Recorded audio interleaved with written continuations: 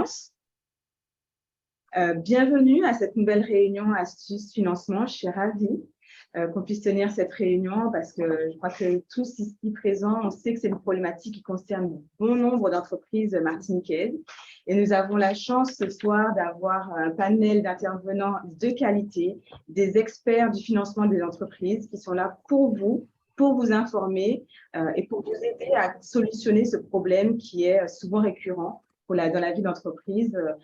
Cette problématique de la trésorerie et particulièrement du besoin en fonds de roulement. Peut-être d'abord, vous connaissez un petit peu la règle, chacun et chacune, chef d'entreprise qui suivait ce webinaire. Quelques petites règles de vie pour nous permettre de vivre un bon webinaire facilité. Donc, pensez bien sûr à couper vos micros, à vos caméras pour préserver la bande passante et surtout pour nous permettre d'entendre chacun aisément. Deuxième petite chose, vous vous rappelez, vous connaissez tous maintenant le petit fil de discussion. Donc, n'hésitez pas, je serai votre interface. Je prendrai vos questions et je les relayerai à chacun de nos intervenants de ce soir. Donc, utilisez ce petit fil de discussion pour interagir avec chacun d'entre eux. Et puis, enfin, pour ceux qui le souhaitent, parce que souvent, c'est une question qui nous est posée, nous enregistrons ce webinaire et il sera mis à disposition sur les réseaux sociaux, notamment ceux de la Chambre, pour vous permettre de revivre ce webinaire et de revoir les éléments qui y seront évoqués. Vous allez le voir, on a un programme assez dense ce soir, donc je vais très vite rentrer dans le vif du sujet. Et je vais vous passer la parole, Monsieur Zaméo, président de la commission entreprise, pour introduire ce webinaire. Bonsoir et merci Jessica Dupont. Oui, donc je suis Franck Zaméo, je suis membre du bureau de la Chambre de commerce et d'industrie de la Martinique et président de la commission entreprise.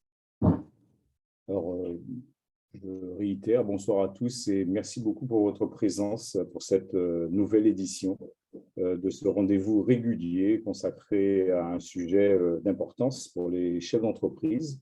Je veux parler du financement. En ces temps post-crise sanitaire et de poussée inflationniste, il nous a semblé opportun pour notre astuce financement d'aujourd'hui de traiter de ce sujet sous l'angle de la trésorerie et du BFR, du besoin en fonds de roulement, car les tensions de trésorerie dans les entreprises sont de plus en plus fortes et particulièrement en ce moment. Alors, des solutions existent, mais encore faut-il pouvoir les mobiliser au bon moment et dans les bonnes conditions. Dans le cadre de sa mission d'information et d'accompagnement des entreprises, la Chambre de commerce et d'industrie de Martinique s'est donc proposée de mettre en lumière et de décrypter les différentes solutions qui s'offrent aux dirigeants d'entreprises et porteurs de projets pour le financement de la trésorerie et du besoin en fonds de roulement. Le BFR, comme vous le savez tous, est une composante cruciale de la compétitivité d'une entreprise. Sa mauvaise gestion en asséchant la trésorerie la fragilise dangereusement. Une mauvaise gestion du financement du BFR et les contraintes qu'elle présente peut mener l'entreprise à sa perte. Oui. Alors, pour en parler, nous avons le plaisir d'accueillir plusieurs acteurs, intervenants ou experts. Ils vont ce soir vous apporter des précisions sur ces différentes solutions que vous pourrez mobiliser. Alors, je les cite. Antoine Cadiou, chargé d'affaires à la BPI. Bonsoir, monsieur Cadiou. Aude Yerso de l'ADI. Bonsoir. Raphaël Goma, qui est chargé de mission à Initiative Martinique Active. Bonsoir. Philippe Eugène du Crédit Agricole. Bonsoir, monsieur Eugène. Et Régis Blanc, qui est directeur régional Antilles-Guyane à BPCE Factor. Bonsoir. Tous ensemble, ils tâcheront non seulement de vous expliquer les outils qui existent, mais aussi de vous donner quelques pistes pour vous en faciliter l'accès. Alors, je leur souhaite la bienvenue à la Chambre de commerce et d'industrie de Martinique et les remercie d'avoir répondu favorablement à notre invitation et je vous remercie encore de votre présence. Merci à tous et je vous souhaite un bon webinaire sur le financement. J'allais dire un bon financement, mais c'est presque pareil. Et c'est presque pareil. Merci beaucoup, Monsieur Zaméo. Et je retiens un mot que vous avez évoqué, composante cruciale du besoin. Le besoin en fonds de roulement, c'est une composante cruciale de la vie d'entreprise. Et je crois que c'est très important ce que vous venez d'évoquer. Et peut-être qu'avant tout, ce qui est important, c'est qu'on puisse bien définir ce qu'est le besoin en fonds de roulement. Ce n'est pas toujours très clair. peut-être revenir sur la notion du bilan et de réexpliquer ce qu'est le besoin en fonds de roulement. J'ai passé la parole à Joël Nozel de la CCI Martinique pour réexpliquer en quelques secondes, en quelques minutes, ce qu'est le besoin en fonds. Bonsoir à tous, merci Jessica. Donc oui, avant la trésorerie, en fait, pour pouvoir bien comprendre comment le mécanisme de la trésorerie, il s'agit bien de comprendre aussi comment il est constitué, comment elle est calculée, en fait, cette trésorerie, comment on aboutit à ce montant de trésorerie. Et en fait, ça part un peu aussi du bilan. Et du coup, vous savez que dans un bilan, on a c'est un tableau à deux parties dans lequel on a l'actif et le passif. Donc là, vous est présenté sur l'écran l'actif. Donc l'actif, c'est en gros, c'est là où l'argent est investi. L'argent de l'entreprise est investi, donc il est investi à la fois dans ce qu'on appelle l'actif immobilisé, donc qui peut être corporel, incorporel ou financier. Dans l'actif circulant, donc c'est les stocks, les créances clients, et puis également dans les liquidités de l'entreprise. En face, en contrepartie, on a le passif. Et le passif, c'est là à qui appartient cet argent. Donc, l'argent appartient, il est réparti en deux grands postes, les capitaux propres. Donc, souvent, c'est les associés qui, à travers du capital qu'ils apportent, qui détiennent cet argent. Également, on a aussi tous les résultats d'exercice qui sont cumulés, qu'on va retrouver ici. Donc, dans ces capitaux propres, donc sous le terme de réserve ou de report à nouveau, le résultat d'exercice même de l'année en cours, et puis également les dettes d'entreprise qui peuvent être soit du court terme ou du moyen long terme, qui peuvent être des dettes à la fois bancaires, des dettes fournisseurs, dettes sociales et fiscales. Donc, tout ça pour vous expliquer en fait que la notion de trésorerie, de BFR, on va voir un petit peu comment elle se calcule en fait. Donc, il y a une première notion qui est importante, c'est la notion de fonds de roulement. Donc, le fonds de roulement, comment il se calcule? Il se calcule à partir du bilan, du passif du bilan, les capitaux propres et les dettes long terme, on va appeler tous la somme des deux, dans ce qu'on appelle les capitaux permanents, auxquels on va soustraire les actifs immobilisés, donc les investissements généralement. Donc, du coup, ça va donner le fonds de roulement. On va calculer une deuxième notion qui est la notion de BFR.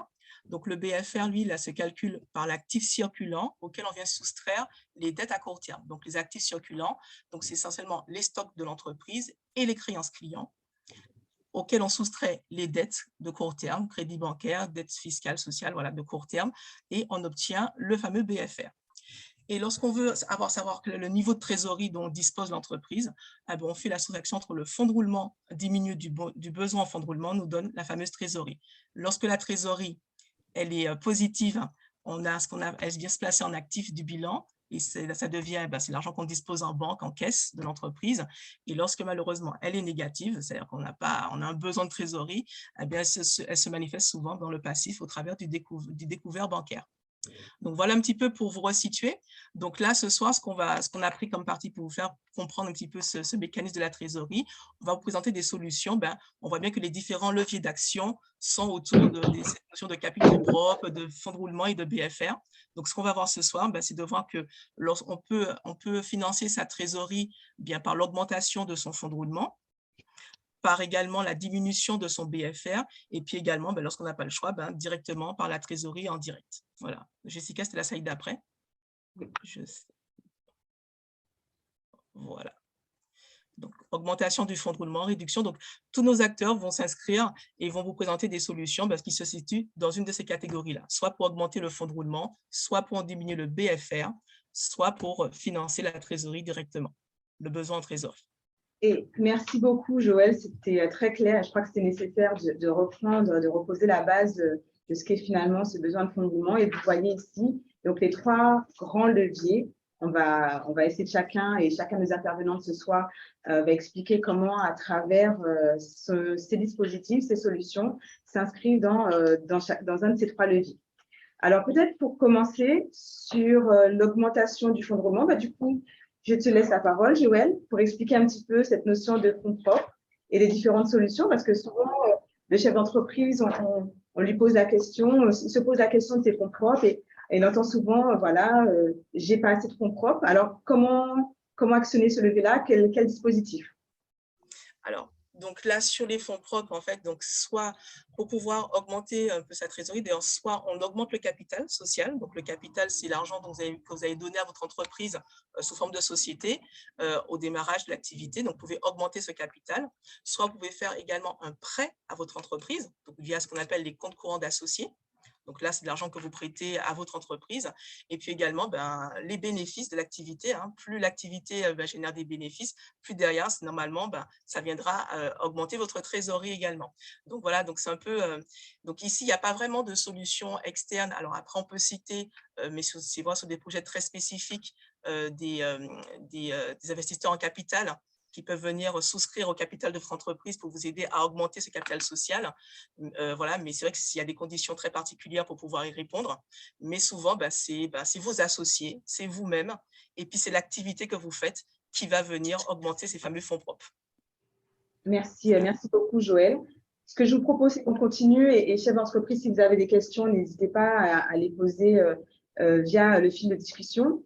Peut-être sur la partie prêt, ah oui, la subvention, pardon, il existe une subvention que la CTM propose. Peut-être Joël. Ah oui, effectivement. Merci Jessica. Donc c'est vrai qu'il y a la fameuse subvention de la CTM, effectivement, qui vient aussi, dont on peut faire un focus dessus, qui viendra augmenter vos fonds propres, mais qui pareil, qui là répond à des conditions très particulières.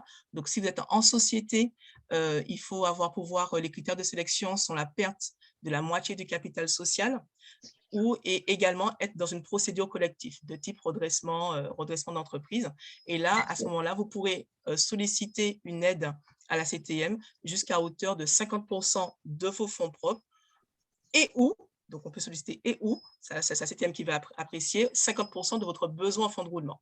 Donc selon les mécanismes qu'on vous a montré tout à l'heure là de comment on calcule les fonds propres et le besoin en fonds de roulement, donc vous pouvez avoir une aide jusqu'à 50% fonds propres ou besoin en fonds de roulement lorsque vous êtes en société en difficulté.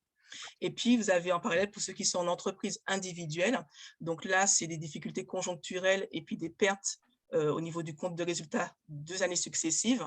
Là, vous pouvez avoir une aide aussi à la restructuration du fonds de roulement et là, le montant sera de 40% du SMIC annuel. Donc voilà 2 dispositifs dans des cas très spécifiques.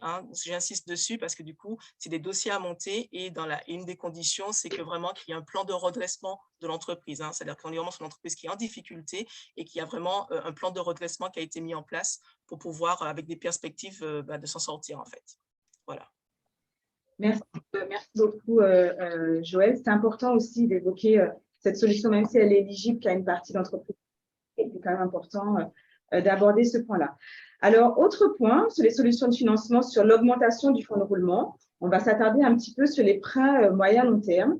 Et tout de suite, je vais passer la parole à Monsieur Antoine Cadieux de BPI France. Monsieur Cadieux, d'abord, je tiens à vous remercier d'être présent ce soir. Et je vais vous laisser pour les solutions que la BPI propose, que la Banque publique d'investissement propose dans le cadre de ces prêts moyen-long terme. Avec plaisir. Vous nous entendez? Oui, vous m'entendez, vous? On vous entend super bien. Voilà, allez. De même.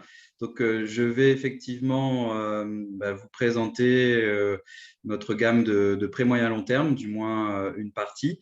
Alors, j'ai voulu repréciser tout d'abord le cofinancement, pour rappeler que le champ d'intervention de BPI France, c'est de cofinancer avec un partenaire bancaire. Donc, on le fait en fait sur 2 grands principes qui sont tout d'abord de se positionner plutôt sur l'immatériel, dont du coup le BFR, un sujet qui nous intéresse ce soir. L'idée étant qu'avec le partenaire bancaire, on se positionne là où la banque aurait soit le moins d'appétence ou alors elle aurait déjà financé la partie matérielle. Donc, nous, on se positionne sur ce qui est immatériel. Le cofinancement, c'est sur la base du 1 pour 1, ce qui veut dire que si l'entreprise sollicite 50 000 € chez BPI France, par exemple, il faut qu'elle ait obtenu 50 000 € chez son partenaire bancaire. Deuxième critère général, c'est le montant des fonds propres, puisque nous prêtons minimum le montant des fonds propres. Donc, ce qui veut dire que pour prétendre à 50 000 € de prêt chez BPI France, il faut que la société ait 50 000 € de fonds propres sur son dernier bilan. ou alors si c'est une société en création, eh bien, c'est son capital social.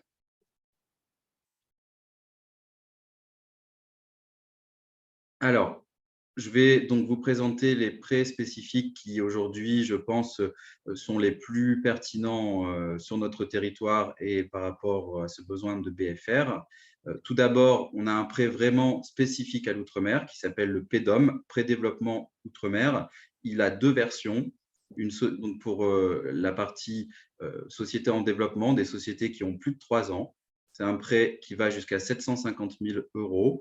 Tous nos prêts sans garantie sont de durée classique de 7 ans et on peut aller jusqu'à 2 ans de différé. Pour les sociétés en création, donc jusqu'à moins de 3 ans, on a la même version mais qui est plafonnée à 100 000 € et à une durée de 5 ans. Parenthèse, justement sur notre besoin de BFR, en fait, un PDOM sur 5 ans avec 2 ans de différé, donc ce qui veut dire que vous l'amortissez au bout de 2 ans sur 3 ans, peut être une solution moyen terme de financement de BFR. Chez BPI France, c'était précisé sur une slide, je crois, on ne va pas vous demander de justificatif ou décaisser par tranche. Hein, à partir du moment où le prêt est accordé et également que vous avez eu le décaissement du prêt bancaire en partenaire, nous allons vous décaisser l'intégralité des fonds. Donc, c'est vraiment une enveloppe dédiée pour vos besoins de BFR. Ensuite, il y avait donc le PDOM, c'est vraiment notre dispositif phare en Outre-mer parce qu'il est dédié à l'Outre-mer. Il faut savoir qu'on a pléthore de prêts. On a des prêts qui sont dédiés à certains secteurs. J'ai voulu là citer le secteur touristique parce qu'il est important sur notre territoire. Et nous avons également le prêt vert, un sujet d'importance, hein, la transition énergétique et écologique. Donc, c'est un prêt également bonifié, sans garantie et qui peut être distribué à partir du moment où une entreprise a un programme, a des investissements en lien avec sa transition énergétique et environnementale. Alors, je ne sais pas si là, je continue sur du coup la partie garantie. Alors, peut-être à ce stade, il y a une petite question, si vous permettez, M. Kadzou. Une première question, est-ce que la BPI considère que les comptes courants font partie des fonds propres?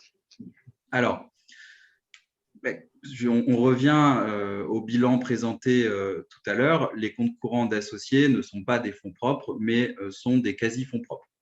Donc, pour être clair sur le sujet, on va vraiment apprécier les fonds propres, ce qui veut dire qu'une entreprise, la meilleure des choses qu'elle a à faire si elle a déjà un prêt bancaire et qu'elle peut être éligible à un prêt chez BPI France, c'est de remonter ses comptes courants d'associés aux fonds propres, au capital, à savoir les abandonner. Parfait. Parfait. Merci beaucoup pour votre réponse qui était très claire et effectivement qui faisait le lien à ce qui a été évoqué tout à l'heure. Oui, je pense que ça peut être intéressant d'aborder la garantie. Alors, tout à fait. Donc là, je vais d'abord, on va dire, présenter la garantie, faire le lien justement avec le prêt moyen terme de la banque, hein, du partenaire bancaire. Donc, en plus de cofinancer, et ça, c'est un métier historique, c'est proposer notre garantie à la banque, puisque la banque peut avoir envie de vous accompagner, mais une banque, elle a besoin de garantie. Donc, faciliter l'accord de crédit, nous proposons et nous apportons notre garantie. Donc, il y a plusieurs fonds en fonction du projet de l'entreprise et de sa situation.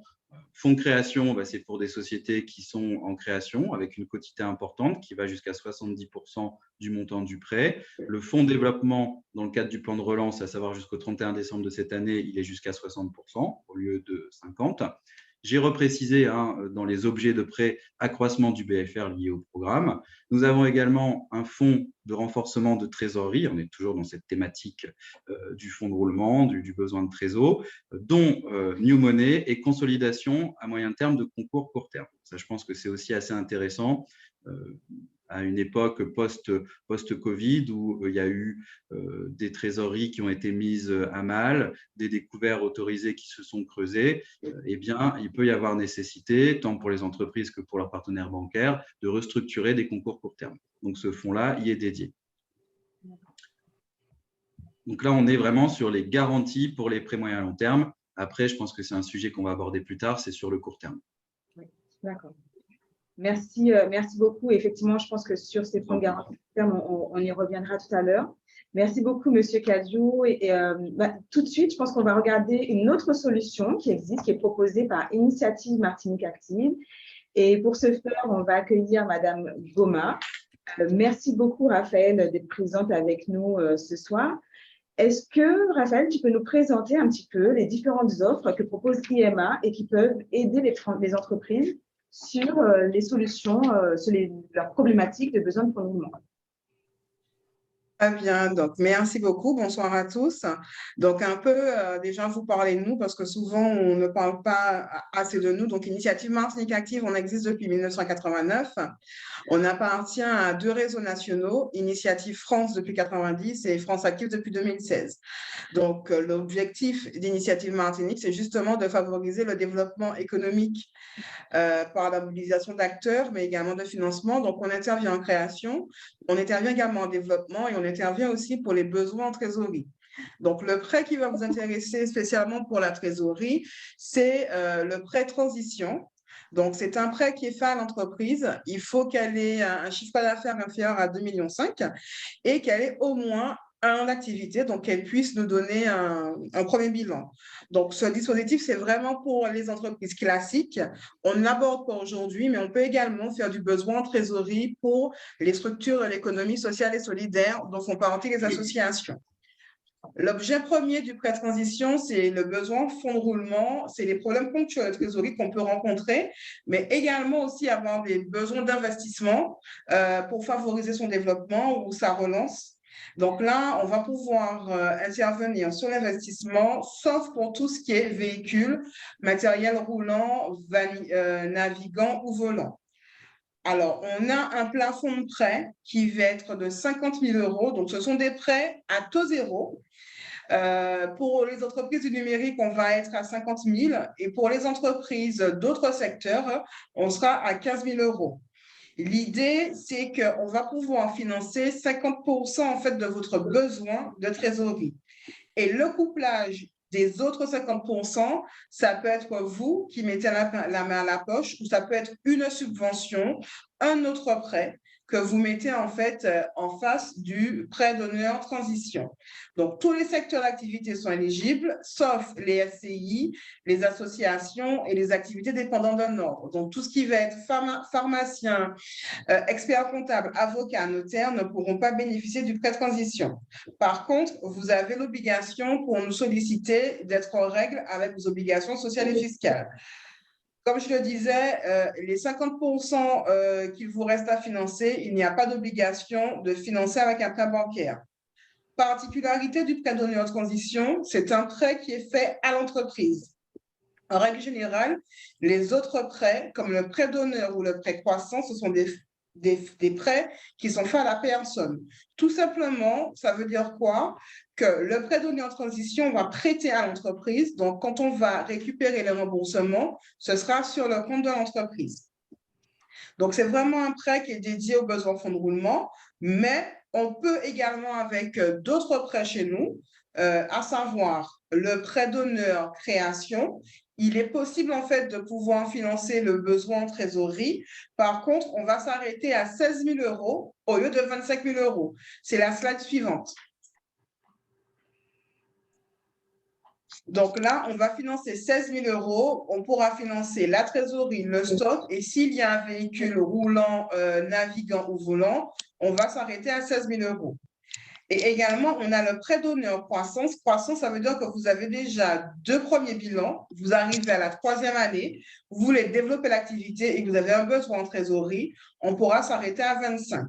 Le prêt d'honneur création et le prêt croissance, il y a une obligation par contre de coupler avec le prêt bancaire. Donc, ce qu'il faut retenir, c'est que le prêt transition, on va financer 50% de votre besoin à hauteur de 15 000 € pour les entreprises classiques et 50 000 pour les entreprises du numérique. Pas d'obligation de coupler avec un prêt bancaire. Merci beaucoup, Raphaël. C'est très clair. Déjà, quelques petites questions pour toi, Raphaël. Première chose, tu as évoqué la nécessité d'être à jour fiscalement et socialement. Est-il possible d'avoir un moratoire pour être éligible au prêt d'honneur transition? Oui, le moratoire fait partie des documents qu'on peut donner pour justifier de sa régularité vis-à-vis des obligations fiscales et sociales. Et deuxième question, donc j'invite les chefs d'entreprise à continuer à poser les questions sur le fil de discussion. Donc, y a-t-il un différé, un différé pour le prêt d'honneur transition? Alors, le différé, oui, peut être de 6 mois et la durée de remboursement se fait sur 84 mois, donc sur 7 ans. Le différé est inclus dans les 84 mois, donc 6 mois de différé. Parfait. Merci beaucoup, Raphaël. S'il y a d'autres questions chez l'entreprise, n'hésitez pas à poser. Je vous propose qu'on continue. Et bien sûr, on transmettra les contacts des intervenants experts. Alors, c'est vrai que j'ai oublié de le dire, ce n'est pas marqué dans les slides, mais on intervient également en tant que garant. On peut garantir jusqu'à 80% de votre prêt bancaire et on garantit notamment le besoin en fonds de roulement. Donc, n'hésitez pas en fait à vous rapprocher de nous si vous voulez faire garantir votre propre de la banque et nous, on garantit jusqu'à 80%, ce qui implique en fait que la banque ne peut pas demander de garantie supplémentaire. Voilà. Parfait. Merci beaucoup, Raphaël. Et s'il y a d'autres questions chez l'entreprise, n'hésitez pas à poser des questions.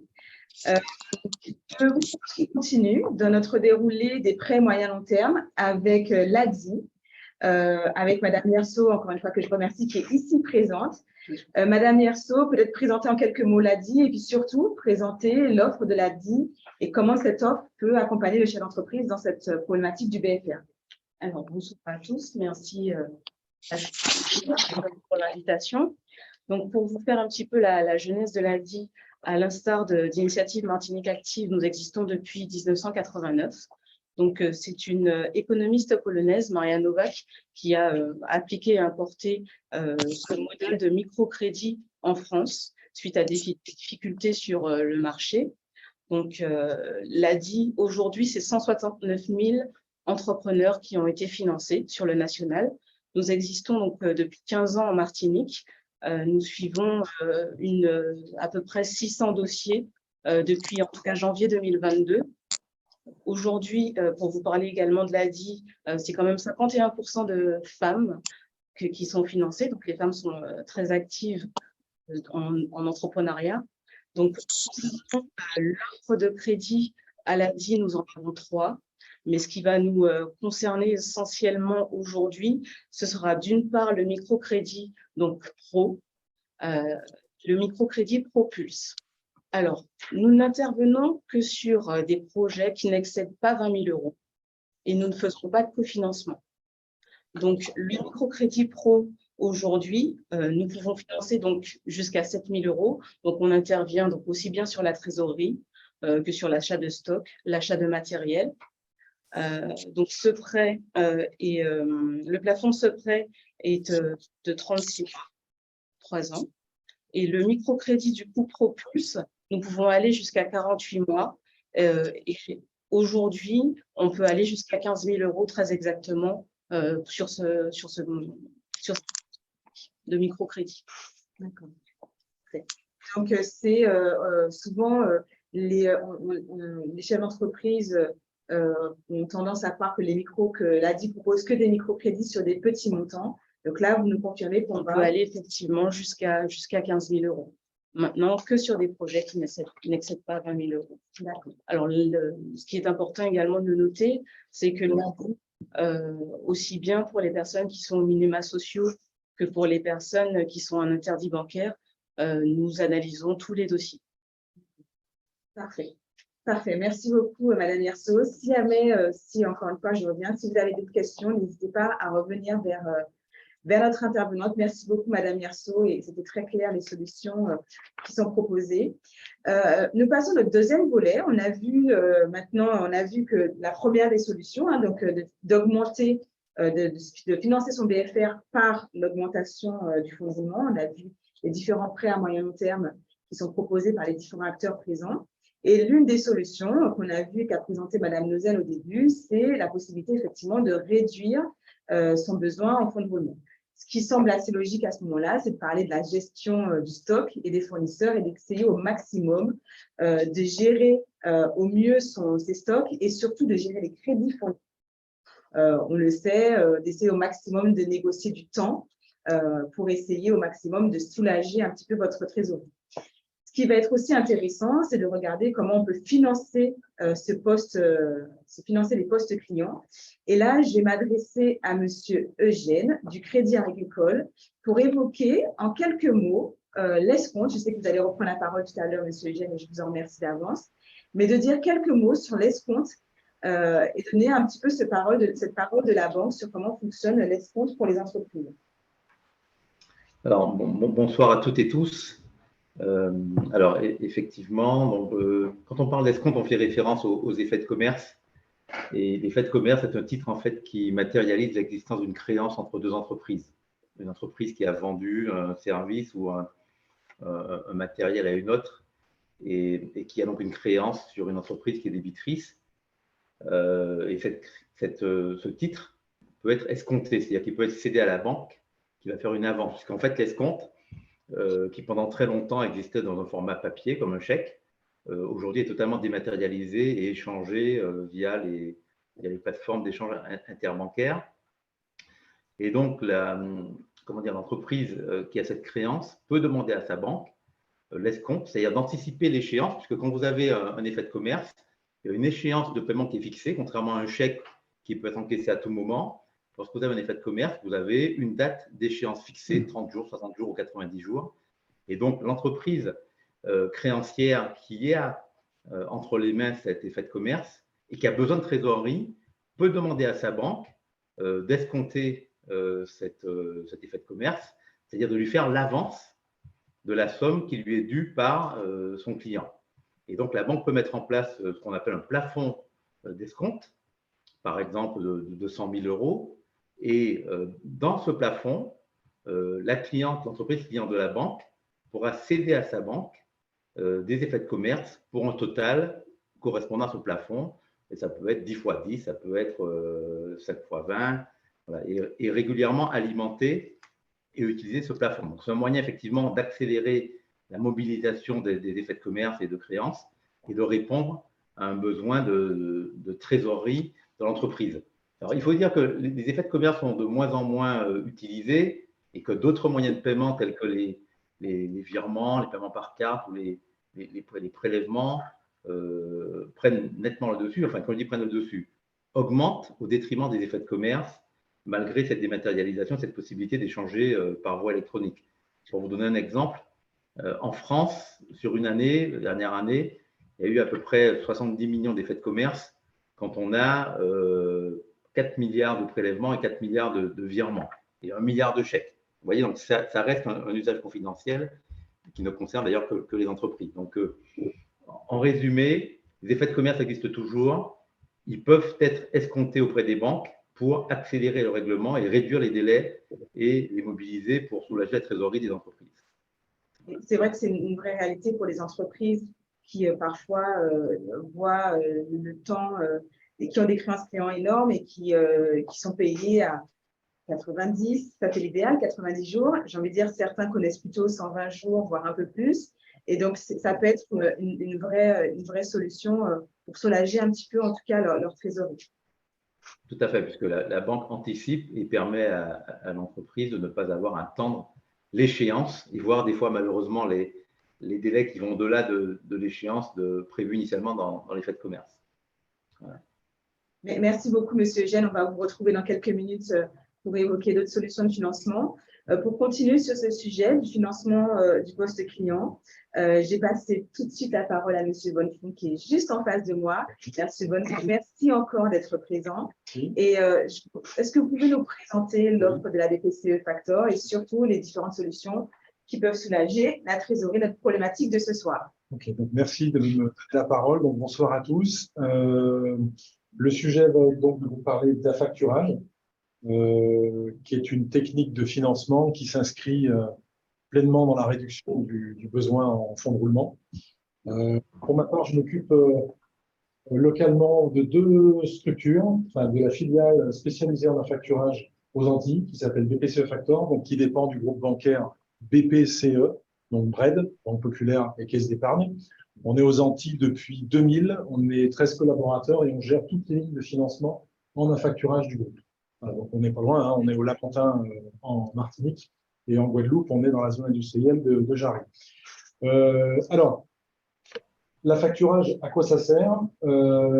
Alors, chose importante, et une des préoccupations majeures d'un chef d'entreprise, évidemment, c'est de développer son business, son activité, mais c'est également surtout de savoir si sa trésorerie, en tout cas si ses délais de règlement client, si la typologie client avec laquelle il va travailler va être des règlements plutôt rapides ou plutôt longs. Jessica parlait de délais de règlement à 90, 120 jours, voire plus dans certains cas de figure, je ne citerai personne. Mais en tout cas, nous, on est là en affacturage justement pour permettre aux sociétés de bénéficier d'une avance de trésorerie sur un support d'un document qui s'appelle une facture. Donc, en temps normal, une société, lorsqu'elle a fini son travail, sa mission, elle émet une facture, bien évidemment, ou lorsqu'elle livre des produits, peu importe. Elle est rarement payée tout de suite, sauf si elle travaille avec des clients particuliers qui peuvent payer immédiatement, comme on dit au comptant. Mais si cette entreprise vend à une autre société, qu'elle soit publique ou privée, il y a de fortes chances que le délai de règlement parte sur du 45, 60, voire plus. Voilà. Nous, on est là dans le service, justement, pour permettre cette avance de trésorerie. Alors, le service est plus complet puisqu'il permet… Alors, juste Jessica, si tu peux revenir en arrière. Voilà. Il permet également de gérer le poste client. Donc, on appuie sur un bouton pour que le chef d'entreprise ait immédiatement la trésorerie. Donc, c'est le service d'avance de trésor. Et on s'occupe également de relancer, de recouvrer les créances qui nous sont cédées. Ça veut dire quoi? Ça veut dire que sur les dates d'échéance que les chefs d'entreprise mettent sur leurs factures, on est là pour les aider à relancer, à recouvrer, évidemment, les règlements clients. Donc ça, c'est la deuxième activité de la facturage. Et le troisième, et il n'y en a plus après, on est également là, en fait, on est également assureur crédit. C'est-à-dire qu'on vient protéger les entreprises en cas de défaillance d'un de leurs clients. Donc, systématiquement, dès qu'on finance, le chef d'entreprise sait exactement où il met les pieds et il sait si toutefois son client dépose le bilan, ça peut arriver, il serait protégé par le système. Voilà en gros le principe. La slide d'après, voilà. Donc en fait, la cible, j'ai envie de dire que c'est toutes les entreprises, toutes les sociétés qui exercent des activités en B2B, hein, B2B, business to business, donc une société qui travaille avec une autre. Donc une société qui est également donc Cyrénée, qui est inscrite au registre du commerce, avec une typologie qui peut être PME, PMI, grand compte et organismes publics. On intervient également sur de la mobilisation de créances avec des organismes publics. Je pense à des sociétés issues du BTP, enfin voilà, dans divers domaines d'activité. Voilà, je pense avoir fait le tour. Alors, j'ai bientôt terminé. Dans une minute, je passerai mon tour. Tu peux revenir, Jessica, juste après. Voilà. Non, c'est il y avait le schéma. Voilà. Donc, le principe, pour que ça marche, il nous faut une facture. Ça, j'en ai déjà parlé. Vous livrez votre client. Donc, phase 1, vous effectuez, votre client vous passe une commande. Phase 2, vous le livrez, évidemment. Phase 3, vous nous envoyez la facture. Alors, pas par la poste. Hein, vous générez un PDF des factures. Vous souhaitez confier. Vous les déposez sur notre site transactionnel et vous bénéficiez de la trésorerie sous 24-48 heures. Donc, BPCE, ben oui, phase 4, évidemment, vous règle rapidement. Le rapidement, c'est sous 24-48 heures. D'accord? Et phase 5, on s'occupe effectivement de l'encaissement et le règlement des factures. Donc, voilà, en gros, comment ça fonctionne. Est-ce que vous avez des questions? N'hésitez pas. Oui, donc alors, il y a eu une question, le coût. La question, quel est le coût de l'affacturage? Alors, excusez-moi, non seulement le coût de l'affacturage, mais on n'a pas parlé du coût de la précédente. De l'escompte? Oui, je vais repasser la parole à M. Gemme sur l'escompte. Alors, je laisse M. Gemme répondre. Allez-y, allez-y, M. Bonnet. L'escompte est un crédit court terme. On va dire, tout dépend du client, de la relation avec sa banque. Il n'y a pas de taux, je dirais, figé et imposé. Mais pour donner un ordre d'idée, on va souvent proposer un taux indexé sur le Euribor 3 mois et faire un Euribor 3 mois plus 3 à 4%. Euribor 3 mois aujourd'hui, il y a 1,3%. Donc, ça va chercher entre 4 et 5%, sachant que c'est un taux annuel et que quand vous avez escompté un effet de commerce, souvent, il est payé on va dire, en 3 mois, 4 mois. Et donc, voilà, il faut rapporter donc, ce taux de crédit à l'utilisation qui est faite sur 3 ou 4 mois. Mais en taux annuel, on est entre 4 et 5%, on va dire. Pour la facturage, c'est vous qui avez posé la question. Donc, ce qui rémunère notre prestation de service, c'est une commission qui est un taux qui est fixe, qui s'applique sur le chiffre d'affaires TTC confié. Alors, on ne se lève pas un matin en disant aujourd'hui ce sera 0,5 et demain ce sera 1%. C'est fonction en fait du volume de chiffre d'affaires, du nombre de clients et de la taille moyenne de vos factures. En fait, la tarification se fabrique sur ces items-là. Alors, donc, c'est difficile de vous dire ça coûte tant. Je vous donne un exemple, une société qui fait entre 800 000 et 1 million d'euros de chiffre d'affaires, qui souhaite nous confier l'intégralité de son poste client, on devrait être sur des conditions, comprises entre 0,80 et 1% du chiffre d'affaires. Donc, à chaque fois qu'il y a une facture qui est déposée, vous savez qu'il y a des frais financiers liés évidemment au service qui coûtent à l'entreprise, mais qui apportent un bénéfice en trésor. Donc ça, c'est la première chose. Et la dernière, après, il n'y en a plus. Vu que la banque, l'établissement financier vous fait une avance de trésorerie, il y a un calcul d'intérêt qui se calcule du jour où on vous crédite le compte jusqu'au jour où on est réglé. Donc, c'est le même système qu'expliquait M. Eugène. C'est la même formule mathématique. C'est le montant qu'on crédite multiplié par le taux, avec un taux qui est généralement indexé sur un taux d'Euribor. Voilà. Une autre question pour vous, M. Bonnefond. Est-ce que l'assurance crédit fait automatiquement partie du contrat d'affacturage? Alors, c'est une très bonne question. Alors, la réponse est non. Certaines sociétés sont déjà équipées, ont déjà décidé d'assurer leur poste client par des organismes que l'on connaît, type ELER, type COFAS. Donc, on ne va pas faire doublon. Donc, j'interviens uniquement en financement et en gestion relance. Point. Et on peut même, je complète la question, ne pas du tout intervenir en gestion relance. La société est très bien organisée en interne. Elle a les personnes qu'il faut. Donc, on va apporter aucune valeur ajoutée de relancer à sa place ses factures clients. Donc, on peut faire que du financement également. D'accord. Et puis, une dernière question qui est, faut-il adhérer à la BPCE pour l'affacturage? Alors, en fait, la question est intéressante parce qu'en fait, effectivement, pour bénéficier de ce service, je fais un peu de publicité, mais effectivement, il faut que l'entreprise soit cliente, soit la BRED, soit la Caisse d'épargne, puisque je suis issu de ce groupe à deux couleurs, les bleus pour la Banque Populaire, la BRED, et les rouges pour la Caisse d'épargne. Mais effectivement, merci pour la question. Et effectivement, c'est une offre qu'on peut retrouver. Je pense que M. Eugène, vous confirmez que aussi dans le réseau Crédit Agricole, vous allez retrouver, mais effectivement, à la BPCE, qui fait partie du réseau BRED. Vous confirmez, M. Eugène? Ah, vous avez coupé votre micro. Votre micro est coupé, M. Eugène. Oui, je disais, nous avons une offre équivalente qui s'appelle Eurofactor. Eurofactor. Merci beaucoup. Je vous propose qu'on continue et continue à poser des questions. On va continuer en repassant la parole à vous, M. Cadieux. On en a parlé un petit peu tout à l'heure déjà de la garantie. Je crois qu'on avait laissé un petit point qu'on a laissé en stand-by. Est-ce qu'on peut revenir sur justement effectivement cette partie garantie qui peut financer le poste client? Alors, je vous propose d'abord, pour être logique dans la poursuite de l'affacturage, de d'abord parler de l'avance plus. Comme ça, on reste sur le sujet de financement du poste client, s'il vous plaît. Donc, en fait, nous, BPI France, on propose une solution qui s'appelle l'avance plus, qui peut-être, vous connaissez plus l'appellation de cession d'AI. Hein, c'est une technique de financement historique, on va dire plus ancienne que l'affacturage. Hein. L'affacturage, le factor étant originellement plus une technique anglo-saxonne. Donc nous, en fait, BPI France, sur le même principe, on peut proposer l'avance plus comme solution court terme, en plus des autres solutions qu'une entreprise aurait, comme de l'affacturage, du découvert. L'idée de notre solution, c'est de principalement mobiliser des créances de la sphère publique ou alors de privés grands donneurs d'ordre agréés. On sait très bien que le public est un bon payeur, dans le sens qu'il n'y aura pas de faillite, mais le public paye avec des délais très longs, hein, qui peuvent dépasser une année, pour ne pas dire plus.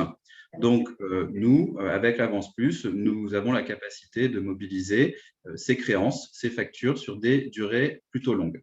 on a un outil qui s'appelle e-Trésor qui permet la cession de ces factures de manière digitale. Donc, en résumé, effectivement, c'est financer votre besoin de trésorerie lié au délai de règlement de vos clients. L'avance plus, c'est à partir de 100 000 €. C'est un concours court terme d'une durée d'1 an renouvelable. Parenthèse, on peut, par rapport à notre territoire, faire des lignes qui sont en deçà de 100 000 €. J'ai envie de dire minimum 50 000. Le montant, hein, c'est un peu la même logique que pour la facturage ou l'escompte. Ça sera fonction du volume, des délais de règlement de vos clients. Il y a une domiciliation sur un compte BPI France. Toutefois, BPI France n'est pas une banque de flux, donc c'est après reversé sur votre compte bancaire.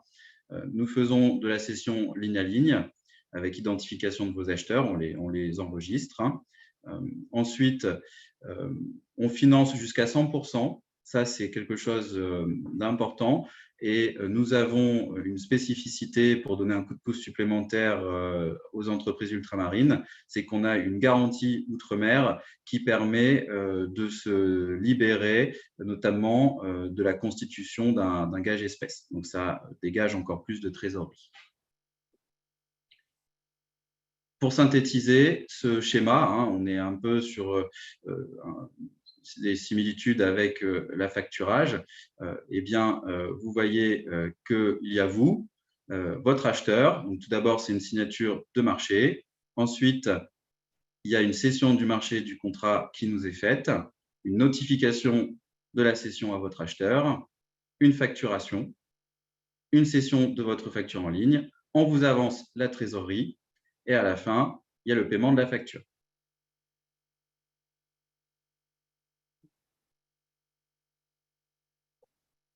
Et pour terminer sur ce sujet du court terme, nous proposons également des lignes d'engagement par signature, à savoir ligne de caution, retenue de garantie et GAPD.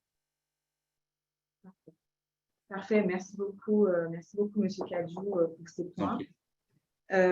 On va passer au troisième volet. On a vu qu'il est important de réduire ce besoin de fonds de roulement, regarder les différentes solutions qui existent pour financer le besoin de trésorerie. Et je vais vous repasser la parole, M. Eugène, qu'on puisse parler de ces solutions, des couverts autorisés, facilités de caisse, que les entreprises connaissent un petit peu. Je pense qu'une grande majorité connaissent, mais c'est bien d'en reparler et de réexpliquer un petit peu ce qui en est sur ces trois volets. Oui, alors le découvert, que tout le monde connaît, on l'utilise également à titre personnel. C'est une autorisation qui est donnée par la banque à son client de rendre son compte débiteur et de descendre en dessous de la barre fatidique du zéro. Donc, c'est un crédit qui est accordé au client, qui est une capacité de rendre son compte débiteur.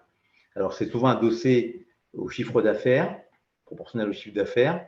Chez nous, en général, c'est à peu près, on va dire, 20 jours de chiffre d'affaires. Par rapport au chiffre d'affaires annuel, c'est 20 jours, l'équivalent de 20 jours. Et donc, ça dépendra de la taille de l'entreprise, le montant dépendra de la taille de l'entreprise. L'entreprise, ensuite, l'utilise comme elle le souhaite. Elle a une possibilité de tirer, d'utiliser ou de ne pas utiliser. Si la ligne n'est pas utilisée, il n'y a pas d'intérêt calculé. Si elle est utilisée, les intérêts sont calculés, bien entendu, sur la partie qui est utilisée. Bon, l'entreprise a la possibilité d'utiliser son découvert comme elle le souhaite pour ses besoins courants. Ça, c'est le découvert qui est souvent accordé soit pour des durées indéterminées, soit pour des durées de 12 mois renouvelables, avec des réexamens chaque annuel, notamment au regard des éléments financiers, donc bilan, compte de résultats de la société. Voilà. Donc ça, c'est pour le découvert. La facilité de caisse, on va dire que c'est quelque chose de plus ponctuel. C'est-à-dire une entreprise qui n'a pas de découvert ou qui a éventuellement un découvert mais qu'elle souhaite dépasser, va solliciter auprès de sa banque une facilité de caisse et a la possibilité de dépasser sur une période très courte son découvert ou pour ceux qui n'ont pas de découvert, d'avoir un découvert sur une durée très courte qui en général ne va pas dépasser 30 jours, un mois, pour faire face à un besoin ponctuel. Donc on appelle ça la facilité de caisse. Voilà. Donc découvert, facilité de caisse. Le découvert, c'est du plus long terme. La facilité de caisse, c'est ponctuel. Et les montants se négocient en fonction des besoins des entreprises. Voilà. Et comme la question était posée sur le coût, c'est du crédit court terme. On est là aussi sur des des taux d'intérêt qui sont proches de, on va dire, 4%, donc Euribor 3 mois plus 3% à peu près, en sachant qu'un découvert non autorisé peut coûter très cher, c'est-à-dire qu'une entreprise qui mettrait son compte en débit alors qu'elle n'en a pas l'autorisation de sa banque, premièrement, s'expose à des rejets, à des prélèvements de commission et à des taux qui sont très élevés, puisque le découvert non autorisé a une limite fixée par le seuil de l'usure qui est pas loin de 15%. Donc, un découvert autorisé, lui, va être facturé plutôt aux alentours de entre 4 et 5%. Voilà. Parfait. Merci beaucoup pour ce petit point. J'invite encore les chefs d'entreprise à poser des questions. On arrive presque au terme.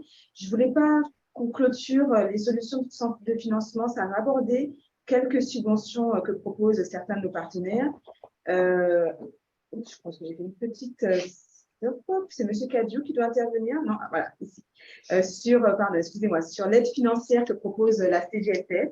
Je ne sais pas si quelqu'un d'entre vous la connaît, mais on se disait que c'était intéressant de pouvoir quand même aborder cette aide qui s'appelle l'aide financière du Conseil à la protection sociale des travailleurs indépendants, donc qui est préconisée par la CGSS.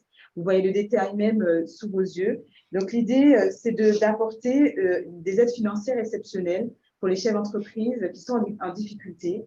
Donc, vous y retrouvez le détail.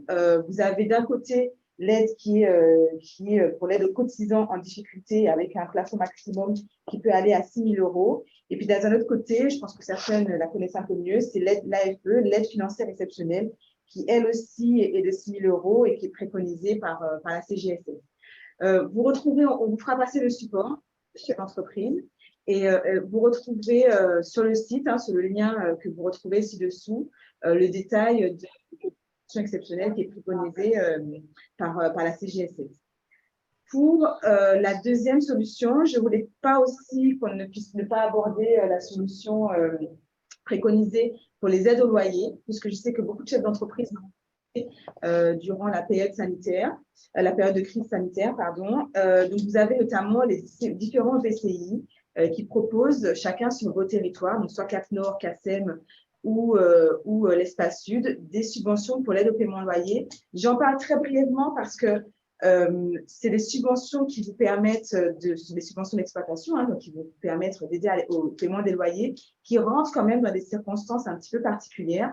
En général, ces subventions sont éligibles quand on s'installe sur un territoire, donc ça rentre quand même dans le cadre d'un investissement, mais le financement, le loyer, l'aide au loyer est considérée comme une subvention d'exploitation, donc vous pouvez quand même les mobiliser.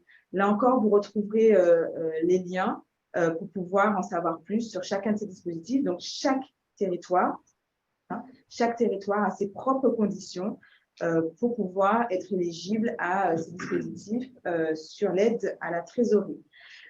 Voilà, on arrive au terme de notre webinaire. Chacun et chacune, chaque intervenant, je tiens encore de nouveau à vous remercier. Je vais prendre les questions et je vais vous faire passer les questions et je vais vous inviter chacun à y répondre. Peut-être une première question pour vous, Monsieur Cadiou. Une des questions, qu'est-ce que le GAPD que vous avez évoqué tout à l'heure? Alors, ouais, ça faisait partie de la catégorie, donc dans le court terme, des engagements par signature.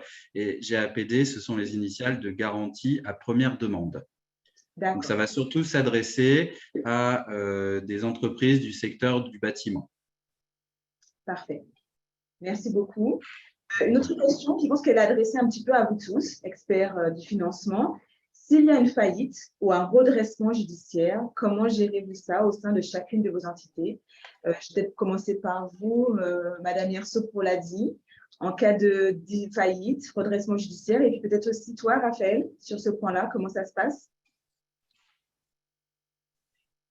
Oui, allez-y. Alors, nous nous adressons essentiellement aux personnes physiques non morales. Donc, c'est vrai qu'en termes de faillite ou redressement judiciaire, nous ne sommes pas nécessairement concernés. Après.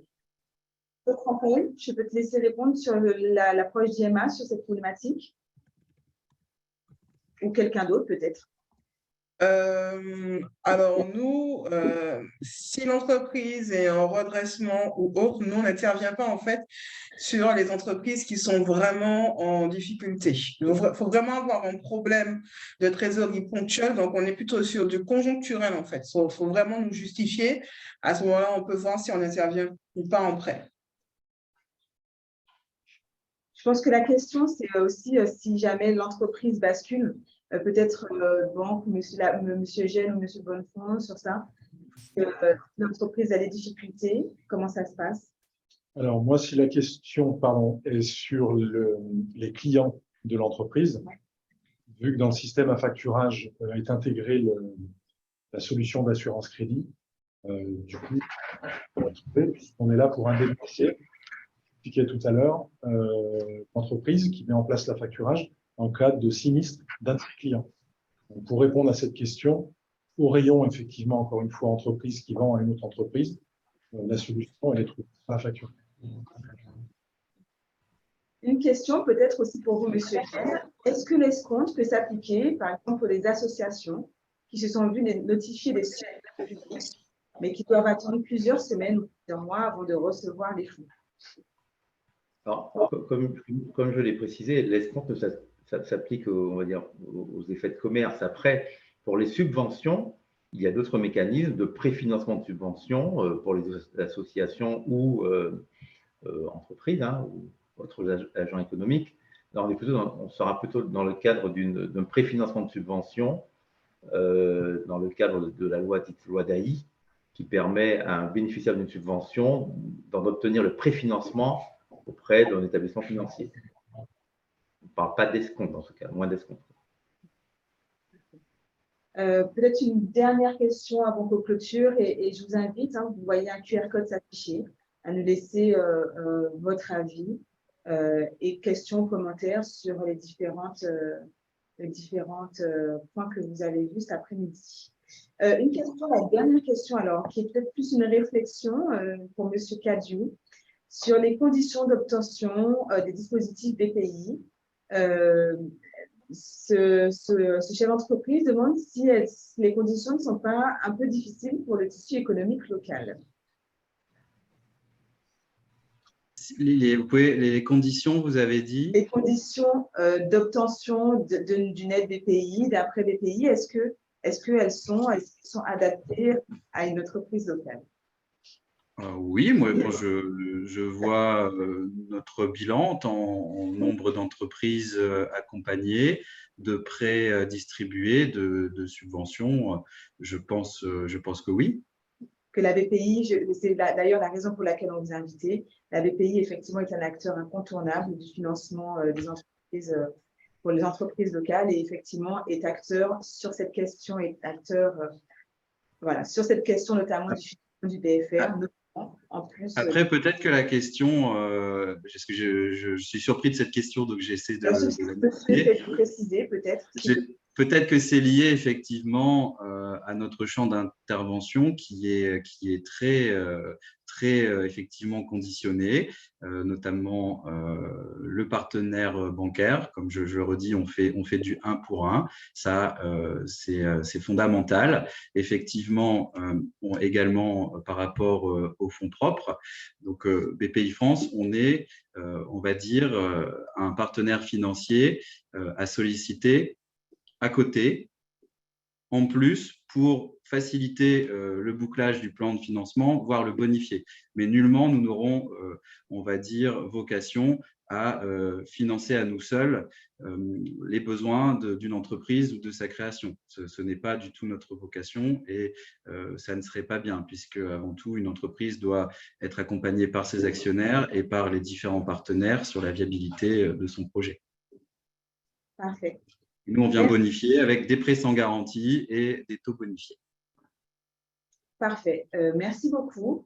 Merci à vous tous les intervenants. Je tiens de nouveau à vous remercier pour votre disponibilité, pour votre pédagogie. Merci beaucoup. Je vous laisse le QR code, chaque chef d'entreprise, si vous souhaitez laisser vos commentaires et vous laisser poser des questions. On va laisser le fil de discussion ouvert encore quelques minutes. Laissez vos questions. et nous tâcherons de les relayer à chacun des intervenants experts ce soir. Merci encore à eux d'être présents et merci encore à vous, chefs d'entreprise, d'avoir suivi ce webinaire qui sera mis en ligne sur le replay et sur les réseaux sociaux de la CCI Martinique. Monsieur Zaméo, je ne sais pas si vous êtes toujours là. Est-ce que vous voulez dire un mot pour clôturer? Oui, tout à fait. Je vous remercie, Jessica. Effectivement, c'était un webinaire comme les précédents, de grande qualité. Merci aux intervenants d'accompagner la Chambre de commerce et d'industrie de la Martinique dans ces efforts d'information pour le financement des entreprises et singulièrement ce soir de la trésorerie. Merci et bonne soirée à tous. Merci à tous. Bonne soirée. L'esprit gagnant. CCI Martinique.